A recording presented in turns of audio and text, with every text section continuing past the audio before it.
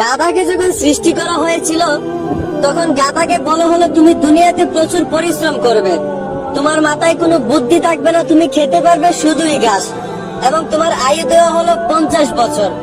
এইটা শুনে গাধা বলল, হে প্রভু, আমি এত বছর বাঁচতে চাই না, আমাকে বরঞ্চ 20 বছর আয়ু দিন আর 30 বছর আয়ু ফিরিয়ে নিন।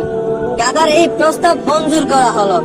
এরপর যখন কুকুরকে সৃষ্টি করা হলো, কুকুরকে বলা হলো তোমার খাবার হবে মানুষের বাসি খাবার, মানুষের রেখে যাওয়া নষ্ট খাবার, এবং তোমার আয়ু দেওয়া হলো 30 বছর। কুকুর এইটা শুনে বলল, হে প্রভু, আমি এত বছর বাঁচতে চাই না, আমাকে বরঞ্চ 15 বছর আয়ু দিন এবং 15 বছর আয়ু ফিরিয়ে নিন। সৃষ্টিকর্তা তার এই প্রস্তাব মঞ্জুর করলেন। তারপর যখন বানরকে সৃষ্টি করা হলো তখন বানরকে বলা হলো তোমার কাজ হবে দুনিয়াতে শুধু এক ডাল থেকে আরেক ডালে ঝুলাঝুলি করা, মানুষকে বিনোদন দেওয়া, এবং তোমার আয়ু দেওয়া হলো 20 বছর।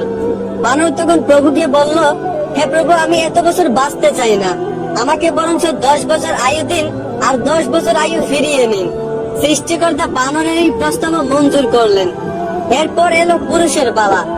পুরুষকে যখন সৃষ্টি করা হলো তখন পুরুষকে বলা হলো তুমি হচ্ছ সৃষ্টি জগতের সবচেয়ে শ্রেষ্ঠ প্রাণী, আর তোমার আয়ু দেওয়া হলো 20 বছর।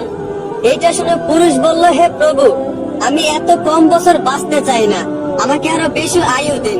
গাধা যে 30 বছর আয়ুটা ফিরিয়ে দিয়েছিল সেই আয়ুটা আমাকে দিয়ে দিন, এবং কুকুরে যে 15 বছর আয়ুটা ফিরিয়ে দিয়েছিল সেই আয়ুটাও আমাকে দিয়ে দিন, এবং বানর 20 বছর থেকে 10 বছর যে আয়ুটা ফিরিয়ে দিয়েছিল সেই আয়ুটাও আমাকে দিয়ে দিন।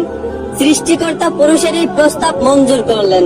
মূলত তারপর থেকে একটা ছেলে পুরুষ হয়ে বাঁচে 20 বছর আর বাকি 30 বছর বাঁচে গাধার মতো। ওই যে গাধার 30 বছর আয়ু তাকে দেওয়া হয়েছিল।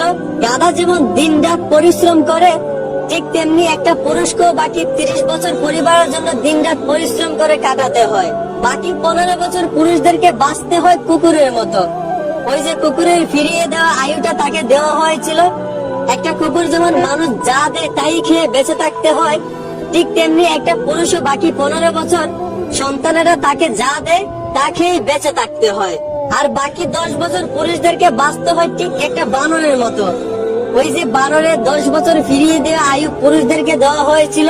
একটা বানর যেমন এক গাছ থেকে আরেক গাছে ঝুলাঝুলি করে মানুষকে বিনোদন দিয়ে বাঁচে, ঠিক তেমনি একটা পুরুষকেও বাকি 10 বছর কখনো এই সন্তানের গায়ে ঝুলে, কখনো ওই সন্তানের গায়ে ঝুলে বাঁচতে হয়। মূলত পুরুষের জীবনটাই এইরকম। আশা করি এখন বুঝতে পারছেন একটা পুরুষের জীবন কতটা কঠিন। ধন্যবাদ।